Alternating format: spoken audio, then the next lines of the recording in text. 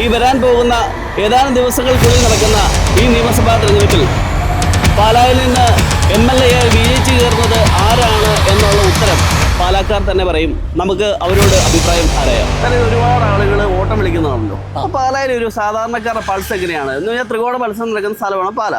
അപ്പോൾ പാലായിൽ ഒരു മുൻതൂക്കം കൂടുതൽ ആർക്കാണ്? ഷോണിനാണോ, കാപ്പനാണോ, ജോസ് കെ മാണിക്കാണോ? ഷോൺ ജയിക്കട്ടെ. കേരളത്തിലെ ഒരുപാട് ആളുകൾ ചർച്ച ചെയ്യുന്ന അല്ലെങ്കിൽ മുഖ്യധാര മാധ്യമങ്ങളൊക്കെ ചർച്ച ചെയ്യുന്ന മണ്ഡലമാണ് പാല. പ്രമുഖരായിട്ടുള്ള 3 സ്ഥാനാർത്ഥികളാണ്. ഇഞ്ചോടിഞ്ച് പോരാട്ടമാണ്. പാലായിൽ ആര് ജയിക്കും? എന്താണ് അഭിപ്രായം? ആര് ജയിക്കുമെന്ന് പറയാൻ പറ്റുമല്ലോ.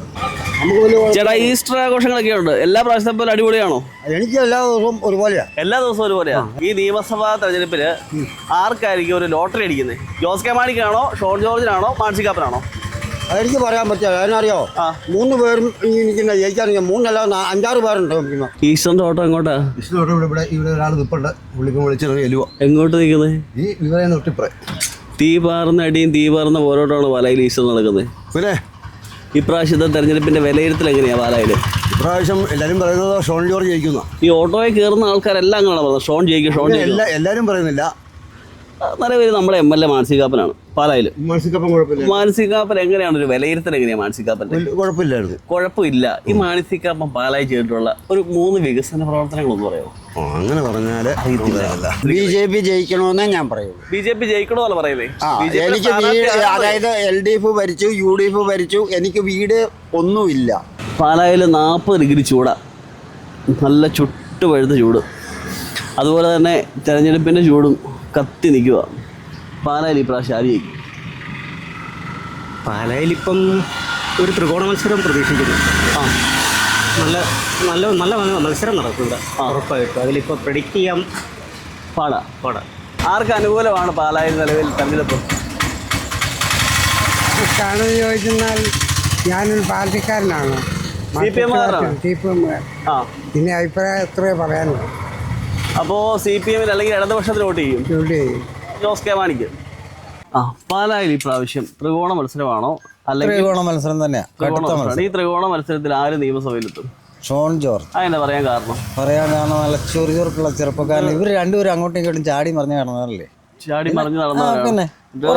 ഇപ്പൊ ഒരാള് തന്നെ പറഞ്ഞത് ഇപ്പൊ ജോസ് കെ മാണിക്കാണ് സാധ്യത. പറയേണ്ട കാര്യമില്ല, എല്ലാവർക്കും അറിയാം. ജോസ് കെ മാണിക്കാണ് സാധ്യത പറയുന്നത്. പാലായിൽ ആര് ജയിക്കും? അങ്ങനെ ഒരു തീരുമാനമായിട്ട് പറയാനൊരു താല്പര്യം കാര്യങ്ങളൊന്നുമില്ല. പക്ഷേ എനിക്കൊരു താല്പര്യം തോന്നിച്ചാൽ ഷോൺ ജോർജ് എൻ്റെ മുൻകൂക്കമൊക്കെ ഉണ്ട്. ഷോൺ ജോർജിന് പാലായിൽ മുൻതൂക്കം ഉണ്ട്. കാരണം എന്താ? കാരണം എന്താ വെച്ചാൽ ഷോൺ ജോർജ് അതുപോലെ ഇടപെടൽ കാര്യങ്ങളെല്ലാം നടത്തിയിട്ടുണ്ട്. നമസ്കാരം. നമസ്കാരം. പാലായിൽ എവിടെ താമസിക്കുന്നത്? പാലായില് കുറുമണ്ണില്. ഈ പാലായില് ത്രികോണ മത്സരമാണെന്നാണ് പൊതുവെയുള്ളൊരു വിലയിരുത്തല്.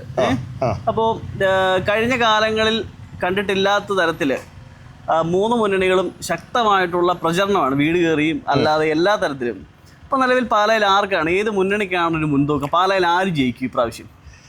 പാലായിലെ ജയം എന്ന് പറയുമ്പോൾ അത് 3ഉം ഇപ്പോൾ തുല്യമായ ഇതിലാണ് പൊയ്ക്കൊണ്ടിരിക്കുന്നത്. അതായത് തുല്യമായ ഒരു വേവ് ലെങ്തിലാണ് പൊയ്ക്കൊണ്ടിരിക്കുന്നത്.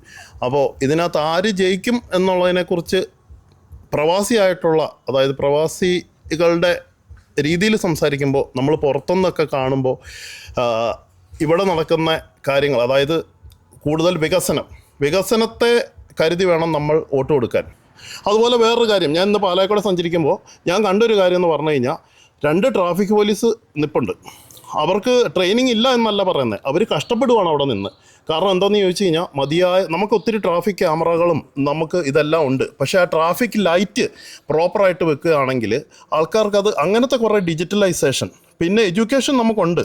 IT ഇത് എല്ലാം കൊണ്ടുവന്ന നല്ല കാര്യങ്ങളാണ്. IIIT ഒക്കെ എന്ന് പറഞ്ഞിട്ടുണ്ടെങ്കിൽ പിള്ളേരെ പഠിച്ച് വലുതായി അവർക്ക് ജോലി കിട്ടാൻ വേണ്ടി ജോലി സാധ്യത കിട്ടുന്നൊരു ഇതാണ്. അതുപോലെ തന്നെ എന്താണെന്ന് ചോദിച്ചു കഴിഞ്ഞാൽ നമ്മൾ ഈ പറയുന്ന വഴിയെ വണ്ടി ഓടിക്കുമ്പോൾ തന്നെ ആണെങ്കിൽ ഒരു നിരയിൽ പോകുന്നത് 4-5 വാഹനങ്ങളാണ്. പക്ഷേ അത് ആരൊക്കെ എന്തൊക്കെ കൊണ്ടെന്ന് പറഞ്ഞാൽ അത് രാഷ്ട്രീയക്കാരെ കുറ്റം പറയാൻ പറ്റില്ല. നമ്മൾ ഇവിടെ ജീവിക്കുന്ന ആൾക്കാർ കുറച്ചും കൂടെ ശ്രദ്ധിക്കണം, അല്ലാതെ പറ്റിയല്ലോ. ലണ്ടൻ ബ്രിഡ്ജ് എന്ന് പറയുന്നത് ആദ്യമൊക്കെ പാലക്കാരായതിൽ അഭിമാനത്തോടെ ഞങ്ങളൊക്കെ കണ്ടുകൊണ്ടിരുന്നൊരു കാര്യമാണ്. ലണ്ടൻ്റെ സ്റ്റൈലിൽ ഒരു ബ്രിഡ്ജ്, അതുവഴി അപ്പുറത്തോട്ടൊന്ന് കിടക്കുക, ചുമ്മാ അവിടെ പോയി കുറച്ച് നേരം നിൽക്കുക, മേനിച്ചലാറ്റോട്ട് നോക്കി നിൽക്കുക, തിരിച്ചു വരിക. അങ്ങനത്തെ കുറച്ച് കാര്യങ്ങളും പാർക്കുകളും ഒക്കെ വന്നാൽ തന്നെ പാല എന്ന് പറയുന്നത് നമ്മുടെ നെഞ്ചിലാണ്, മനസ്സിലാണ് പാല. അല്ലേ? അപ്പോൾ ആ വികസനത്തെ സപ്പോർട്ട് ചെയ്യുന്ന ഏത് സ്ഥാനാർത്ഥിയായാലും അവർ ജയിക്കണം തന്നെ എന്നുള്ളതാണ് എൻ്റെ അഭിപ്രായം. ഇപ്രാവശ്യം ആര് നമ്മുടെ പാലായിൽ നിന്ന് ജയിച്ച് നിയമസഭയിലെത്തും? പൊതുവെയുള്ള പറച്ചിൽ ജോസ് കെ മാണി ജയിക്കുന്നതാണ്. ജോസ് കെ മാണി ജയിക്കുന്നതാണ്. പക്ഷേ ഇലക്ഷൻ പ്രചരണമൊക്കെ 3 പേരും ഈ പറയുന്ന 3 മുന്നണികൾ കട്ടയ്ക്കാണല്ലോ. കട്ടക്കാണ് ചെയ്യുന്നത്. അപ്പോൾ എന്നാലും ജോസ് കെ മാണിയാണോ ഒരു പടി കൂടി മുമ്പിൽ? അതെന്ന് തോന്നുന്നു. കാരണം പൊതുവെയുള്ള പറച്ചിൽ അങ്ങനെയാണ്. ജോസ് കെ മാണി യുവജനങ്ങൾക്കായിട്ട് ചെയ്തിട്ടുള്ള ഒരുപാട് പദ്ധതികളുണ്ട്. ഏതൊക്കെയാണെന്നല്ലോ അറിയാമോ? ട്രിപ്പിൾ ഐറ്റ് ചെയ്തിട്ടുണ്ട്, സയൻസ് സിറ്റി ചെയ്തിട്ടുണ്ട്.